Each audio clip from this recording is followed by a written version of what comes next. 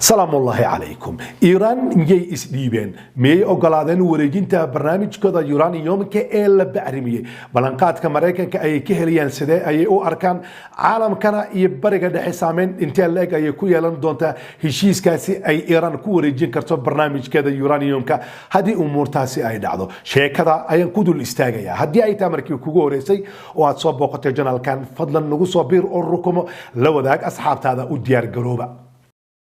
أرقام كلاشوا وجوري السي عسر الله ديسي وكيا لما قال نيروبي جارهان حافظ كلاشوا وجوري لا أديجي ده أساسية هذا بهدي عدنين يسوين المجال نيروبي أتجوري كيف ستون جالس صحرير تلفون هذا الشاشة دكو قرن iyadoo caalamka isha uu ku hayo xiisada ka aloosan mandiqada bariga dhexe iyo loolanka hubeed ee nuclearka warar haatan soo baxaya waxa ay tilmaamayaan oo dhanka diblomaasiyadda laga helayo in maamulka madaxweynaha wadanka Mareykanka ee Trump uu soo jeediyay qorshe horseedi kari isbedel weyn oo ku yimaada mandiqada bariga dhexe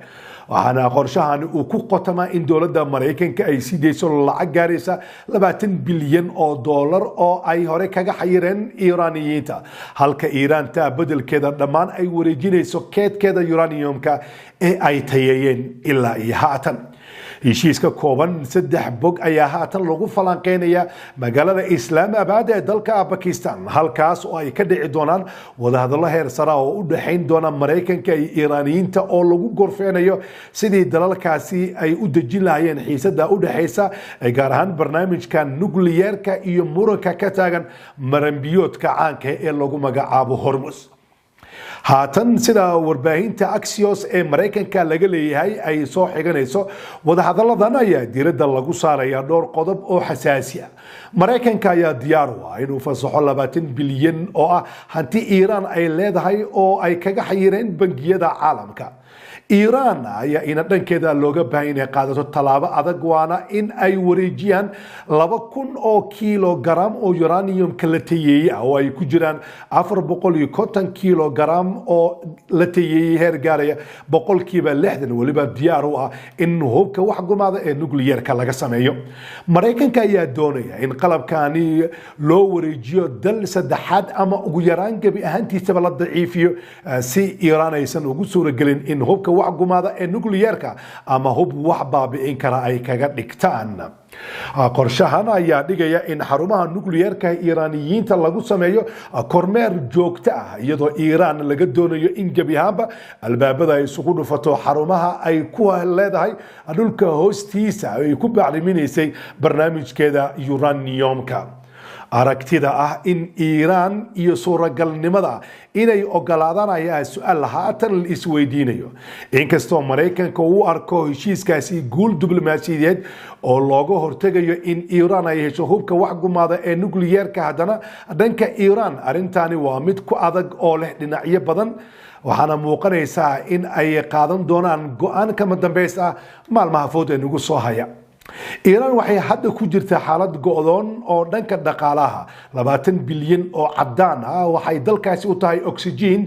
dib loogu soo nooleyn karayo dhaqaalaha dhibaataysan sidoo kale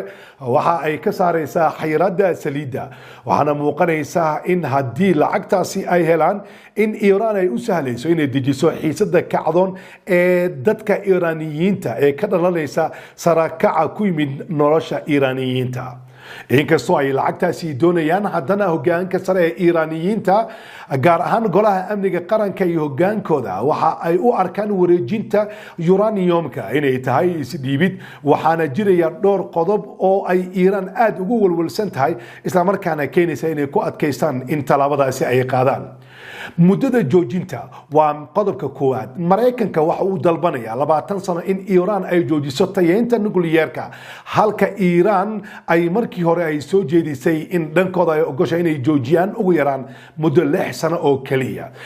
goobta lagu keedinayo uraniumka iyana waa su'aasha taagan waxa ay ka cagajiidaysaa Iiraan oo ay ku adkaysanaysaa in uraniumkada ay tayeysay inay u dirto dalka Mareykanka am dal kale iyadoo doorbidaysa in dalkeeda dhexdiisa lagu daciifiyo hadiiba ay go'aankaasi gaaraan si ay hadhow u isticmaali karayaan hadii heshiiskaasi Mareykanka ay wada galayaan uu noqdo mid gabiyaha madaaqada ka baxa oo burbura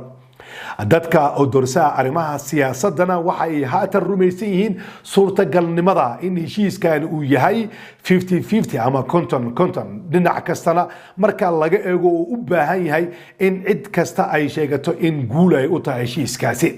madaxweynaha wadanka Mareykanka Donald Trump waxa uu rabaa inuu cadeeyo inuu yahay heshiis sameeye oo saameyn ku leh dunida isla markaana ka hortagay khatar weyn oo dagaal oo guud ahaan gobolka ka qarxi lahayd, halka Iran iyana ay u baahan tahay lacagtan si ay nidaamkeeda ay u badbaadiso kacdoonkana ay uga hortagto. laakiin waxa ay ka baqayaan haddii ay uraniumka ay bixiyaan in Mareykanku haddana uu jibiyo heshiiskaasi sidii dhacday sanadkii 2018 xilligaasoo Mareykanka uu gaashaanka u daruuray heshiiskii ay wada gaareen iyaga Iraniyiinta. haddii heshiiskani la saxiixdo waxaa haatan la filayaa in qiimaha saliidda dunida uu hoos u dhac uu ku yimaado maadaama Iran ay suuqa ku soo celin doonto malaayiin fuusto shidaal ah, halka sidoo kale ay yareyn doonto khatarta dagaal ee tooska u qarxi lahayd gaar ahaan marinkaasi Hormuz kaas oo dhawaanahani bartilmaameed Iraniyiintu ay ka dhigteen weliba hakad uu ku yimid socodkii maraakiibta. si kastaba ahaatee kooxaha mayirka adag ee labada dal Mareykanka iyo Iran ayaa caqabada ku noqon karaya geedi socodka wada hadalkani. Mareykanka dhexdiisa gaar ahaan xildhibaanada ayaa u arka madax furasho talaabada Iran loo siinayo lacagta ka xayirneed, halka Tehran iyana dhexdeeda loo arko in dalka luminayo awoodii difaaceed ee ugu weyneed ee dunida uu kula gorgortamayay gaar ahaan Mareykanka. maalmaha soo socda wada hadalada Islaamabad ayaa go'aamin doona haddii 20 bilyan ay noqonayaan furaha nabadda ama haddii ay xaaladda ku dambeyn doonto ismariwa waagii hore taagnaa oo caalamkan walwal kale ku abuuri karaya.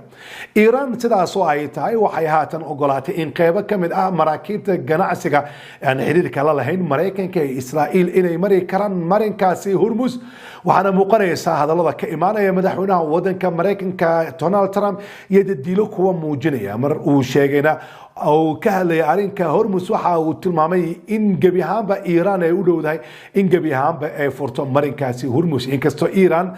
warkaasi aysan wali faahfaahin dheeraad aysan ka bixin oo aysan ka jawaabin. si kastaba ahaatee xaaladda diblomaasiyadda ee dadaalka soconaya waxa uu muujinayaa in Mareykanka iyo Iraniyiinta ay isu soo dhawaanayaan, laakiin warkani aadka u weyn ee xusaya in Iran 20 bilyan ay ku bedelan karto uraniumkeeda dadka siyaasadda falanqeey waxa ay leeyihiin arrinkaasi aad ay u adag tahay oo Iran tanaasulaad kale ay sameyn karaysaa mooyaane ma ogolaan doonto in uraniumkeeda la geeyo banaanka dalkeeda. waqti sii horeeyay Ruushka ayaa shaaca ka qaaday inuu diyaar u yahay in dhexdhexaadin uu sameeyo, waxa uuna Iran u jeediyay in uraniumkeeda tayeysan loo raro dalkeeda, laakiin Iran ganafka ay ku dhufatay. haatan wada hadal Pakistan ka dhaca oo maalmaha soo socda furmi doona iyo heshiis xabad joojin ay gaaraan ayaa go'aamin doona halka aayaha uraniumka Iraniyiinta uu ku dambeyn doono iyo waliba talaabada Mareykanka iyana ay qaadi doonaan. ma dagaal ayaa la aadi doonaa mise Iran sida ay isku dhiibaysaa? qaybta hoose ee komitiga tag fikradaada dhiibo. waa saaxiibkeena Ismaan Fantastic, mar kale ayaan dib u kulmi doonaa. inta ka horeysa waxaan idinkaga tagayaa sidaa iyo fi amaanillah. salaamullaahi calaykum. ma ogtahay in Dr. Shaafici Aadan Dirir loo aqoonsaday dhakhtarka qalliimada ugu wanaagsan dalkeena Soomaaliya, ahna dhakhtarkii ugu horeeyay ee dalka ka fuliya qalliimada casriga ah ee laserka uu heegan kugu yahay isbitaalka Shaafici ee magaalada Muqdisho.